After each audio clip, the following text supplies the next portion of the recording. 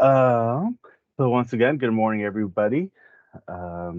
This is our third Rules Advisory Committee meeting on the data brokers rulemaking for 2023. This rulemaking will establish a registry for data brokers to register with the Oregon Department of Consumer and Business Services.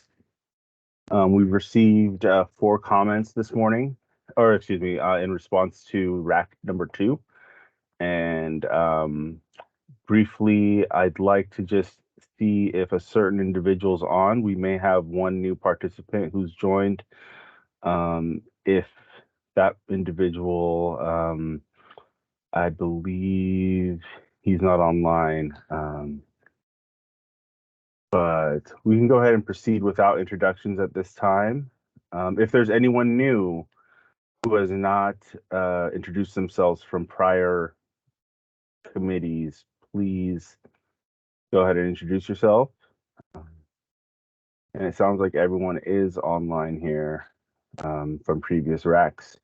So with that, I'll ask that the those who did submit comments from the second RAC give themselves a few minutes to present on those comments. We received comments from AARP, Oregon Consumer Justice, World Privacy Forum on the rule text for those 3, and one set of comments from the Department of Justice on the statement of need and fiscal impact.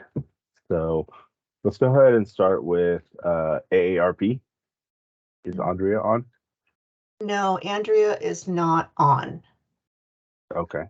I will go ahead and just share her comment. I believe, folks, we have sent out comments from those who did send them out, the comments from the second RAC. So we have sent those out, and feel free to review those as you wish. And we can now, I'll ask Oregon Consumer Justice. Is Chris Coughlin on? Yes, I am. Can you hear me? Yeah. Okay. Sorry, I am just getting ready to park, so I apologize if it's loud. So actually, if World Privacy Forum, yeah, we can come back to you. Go first and come back to me. That would be great. Thank you. That would be great. Yep. Okay. We actually now have Mr. Ross Schwarzendruber on. He has asked to join the RAC group. He is new to this rulemaking, so we'll give him a chance to introduce himself and just to let the broader group know that he's simply attending as a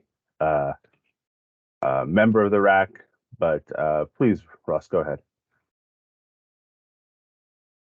It sounds like we can't hear you. Maybe you're on mute, or your audio might not be set up correctly because it doesn't show you as muted.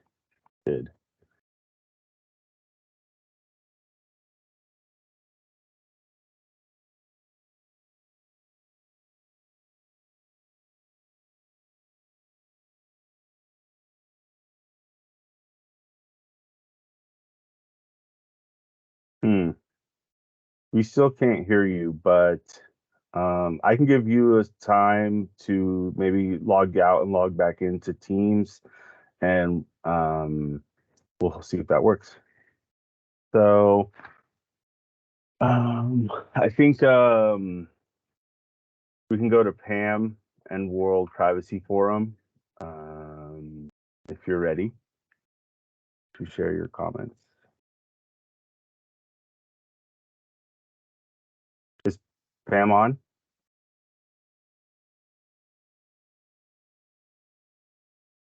Pam Dixon, World Privacy Forum, or anyone from World Privacy Forum? Okay. Can you guys hear me? I'm hearing radio silence. Okay. Yes. Yeah. So, and this is Chris. I'm parked now, so happy to do Oregon Consumer Justice if that's helpful. Okay. Yeah. Okay, great. Thanks so much. So A lot of our, as we've been, we really appreciate being part of these conversations and working together to figure out how to both set up the registry and also make it as usable as possible for consumers. So I think many of our comments in this second round were really around that usability. And so not necessarily so much about specific language in the rules. So I think that's just one comment I wanted to make. And then we did have some comments around the statement of need, and the edits from Department of Justice were very much in alignment with what our thinking was as well. So again, that's just a high level overview, but happy to answer any questions. Okay. DCBS, we don't certainly have any questions, but we do really appreciate the feedback provided on both the broader accessibility of the program and also the statement of need. We certainly agree that this rulemaking process really maybe doesn't allow us or isn't the place for us to codify any accessibility abilities, but we do really take your comments with great appreciation for the need for accessibility. And I think that is something that our agency will certainly strive towards. So thank you. If there are any other comments or questions for Chris, please let everyone know. Let's see. Let's go back to World Privacy Forum. Pam? Okay. Hearing none, we can go on to DOJ's comments on the statement of need and fiscal impact. Hi, this is Kate. Can you hear me okay? Yeah.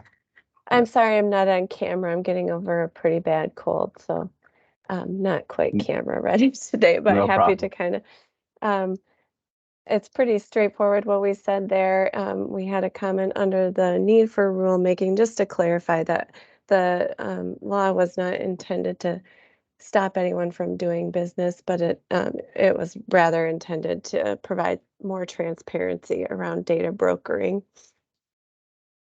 And then I made a comment under the how the rule might affect equity in the state, and just pointed out that data brokers often collect what is defined as sensitive data, and this this practice raises heightened concerns for communities impacted by inequities, including BIPOC and LGBTQ individuals, as well as those with disabilities. We also have heard stories about seniors being targeted by data brokers or having pretty vulnerable information released.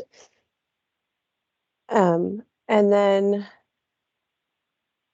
under the cost of compliance, we noted that DOJ might receive some complaints associated with the rules, but it wouldn't be a burden at all, and that we are not aware of any Oregon data brokers, so we don't anticipate any impact on local small business, although that maybe there is a data broker or one has cropped up between the time that we developed this bill and now, but I don't believe so.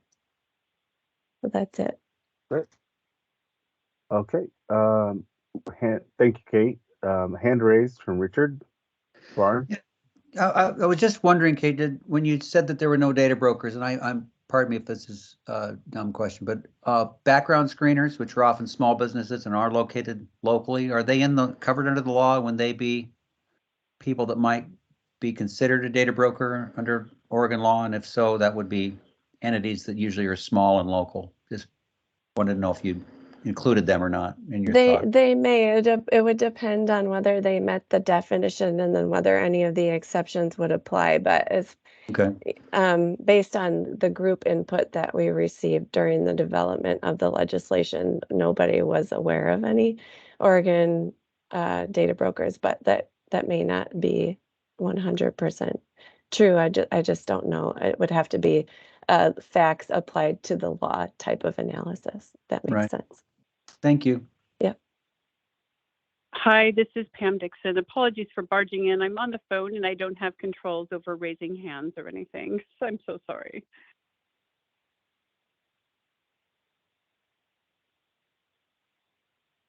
Teddy, you're on mute. Okay. Yeah, no problem, Pam. Thanks for joining back on.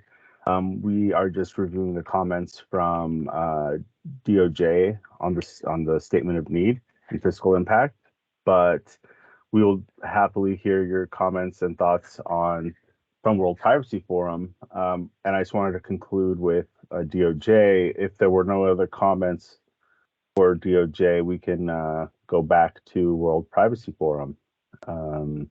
Pam, would you like to, if you can, please elaborate on your comments for the group? Sure. I'll be very brief here. So our comments are focused on rather what I would say practical implementations of the rule. So we supported the regulation largely as is. We did make a couple of requests under the application requirements. We requested that data brokers that are allowing consumers to opt out be segregated from data brokers that do not allow opt-out. This is just to make it faster for people who are trying to do opt-out, so they can opt out going down a list as opposed to going through everything, with a fine-tooth comb. The other request we had is a super important one based on our experience working with victims of crime, which is that data brokers provide a stable URL for opt-out. So for about 20 years, we've maintained a data broker opt-out list in one form or another. And even if we updated it once a month, it would be out of date at some point during that month. The data broker opt-out URLs tend to change quite a lot. So I do think that those data brokers that have a stable opt-out end up really being more effective in terms of how they're serving consumers. So we wanted to make that request. We're really hoping for local language adaptation and also cooperation with the Oregon Office of Tribal Affairs. There's some really quite good Indigenous women's resource centers that are really working on reducing gender-based violence, and they would be the right ones to work with this registry and let their constituencies learn about the registry and then know how to opt out from it. And then we also requested that when there's under Section F, or if there's an investigation by Director Section 441, that the opt-out provisions, that if there were a lot of broken out links in the registry applications, et cetera, or inoperable opt-out mechanisms, that this would be a significant development, because otherwise consumers have no way of opting out. And that's the main thing that our comments had. I wanted to respond very briefly to the request about background screeners and checkers. I think the reason, I've been in a lot of these data broker conversations, and I think a lot of the reason that it probably didn't come up is because it's regulated under the Fair Credit Reporting Act largely. And as a result, I think even the smaller groups that are doing background checks tend to just operate under the FCRA, and it pulls them out of this particular statute. Thank you. That's it for me. Thanks. Thank you, Pam. Any comments or questions for Pam? All right.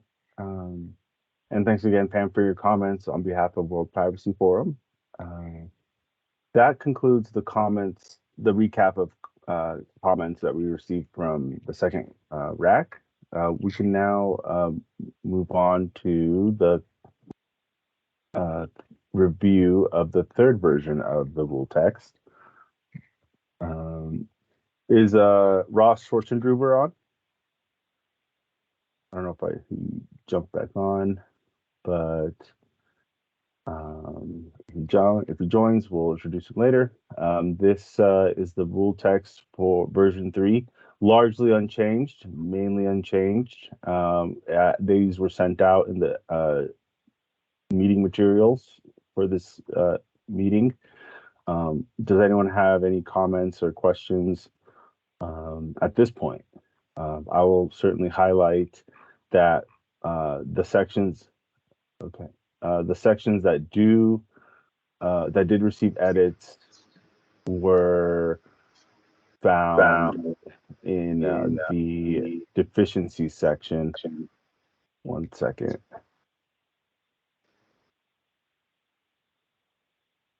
So I'm just muting all the participants, but thank you everyone for joining. And here we elaborated based on comments we received, I believe, from AARP, that we wanted to just clarify that deficiencies in data broker registry applications include inaccurate information in addition to incomplete information. So that was one edit we made, and here once again we do elaborate that a data broker's application, which is inaccurate or incomplete, is what's considered deficient. We then make edits here to reflect that investigations by the director would occur onto a data broker for any violation of the rules set forth in the entire statute of rule text, essentially, from the definition section down to the civil penalty section. I think earlier we had spelt out 3 or 4 separate sections, but rather instead we want to, of course, capture every section in which a data broker fails to adhere to the rules as being necessary for investigation. And once again, similarly, the termination provision here would allow the director to terminate any data broker for any violation of the rules set forth in the entirety of the rule text. Okay. Any comments or questions on the rule text? Richard. Just a question. When you're referencing the section, for example, on the breach notice, I assume the violation would be failure to notify within 30 days, not, as some other, maybe in one of the comment letters mentioned, investigating the data breach itself or the conditions under which the data was held, because I think that would be beyond the scope. So assuming you're just saying that the violation would be failure to notify you in the 30 days that are listed into the section there, is that correct? Correct. Okay, thank you. This is Pam. I apologize. I can't see any hands, but want to raise my hand virtually. You're up. Go for it.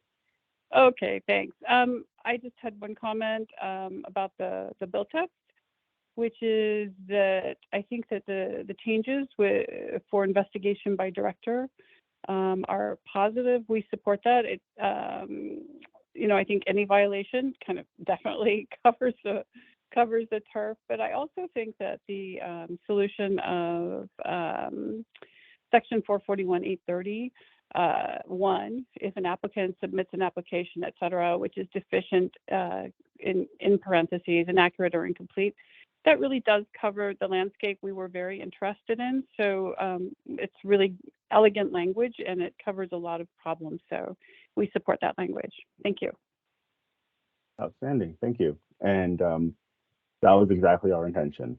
So great to see that came together. Are there any other comments or questions on the rule text? Seeing none, that we believe concludes the drafting of the rule text for this rulemaking. We can now move on to the discussion of statement of need and fiscal impact. And this is another opportunity for members to comment on the various implications of equity and implications onto small businesses and marginalized communities as well. So we also will always open and accept comments via email as well. Kate, go ahead. Oh, I was just gonna draw attention to Emery's comment in the comment section that they Oh. identified two data brokers that are located in Oregon and that have registered with California and Vermont. Our registry is based pretty closely after Vermont's, and so it's possible that my statement under the small business section is incorrect. So we might need to revise that. Oh, okay. According to our research, we identified two data brokers. Okay. Thank you for pointing that out. Thank you for. I will make that edit and review the facts there. Thanks, Kate, and thank you, Emery. Were there any other comments for the statement of need and fiscal impact?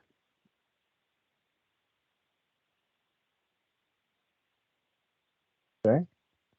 Seeing none, we can move on to public comment.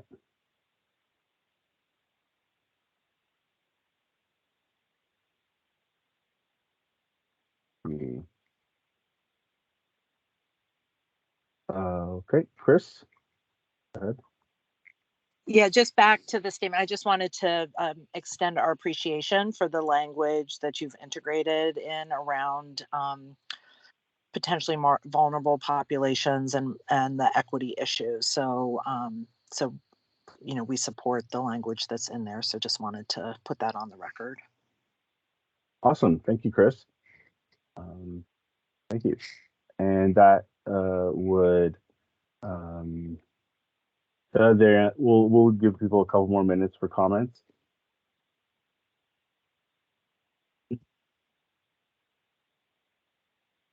Okay, hand raised, London.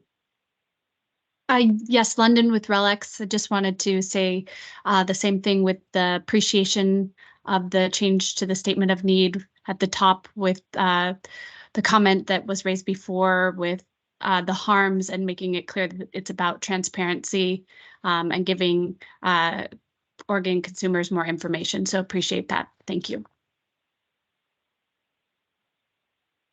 Outstanding. Great. Thank you, London.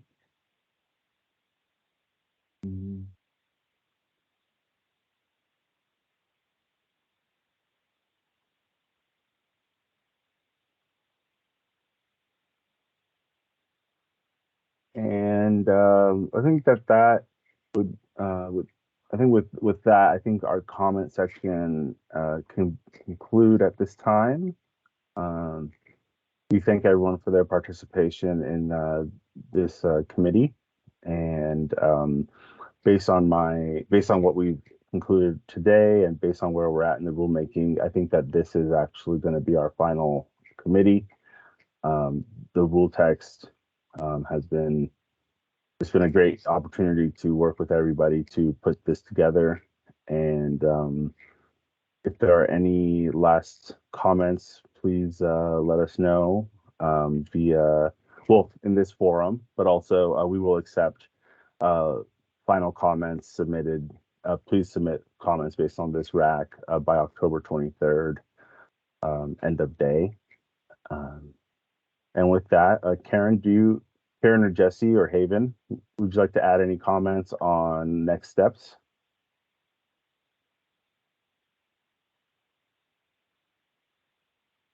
Hi, this is Karen, the Division Rules Coordinator. So it sounds like we're on track for making this permanent rulemaking.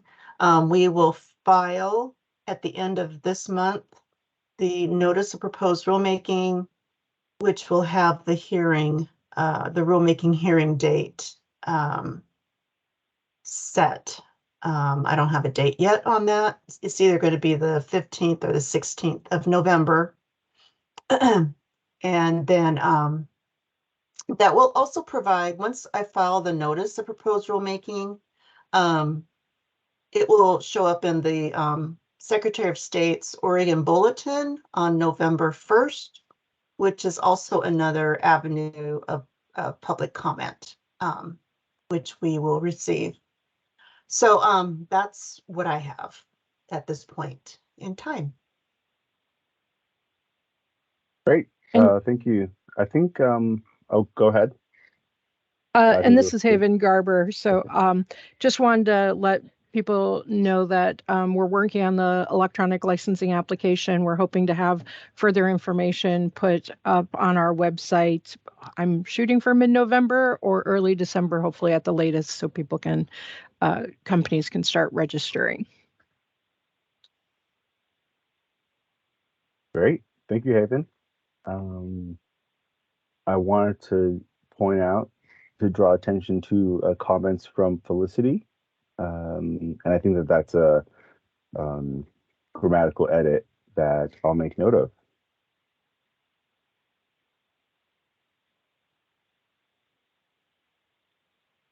Thank you. And Emery, thank you for your comment as well on the two registered brokers in Oregon.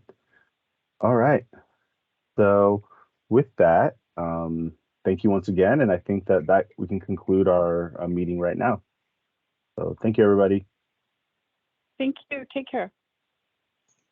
Thank you. Thank you.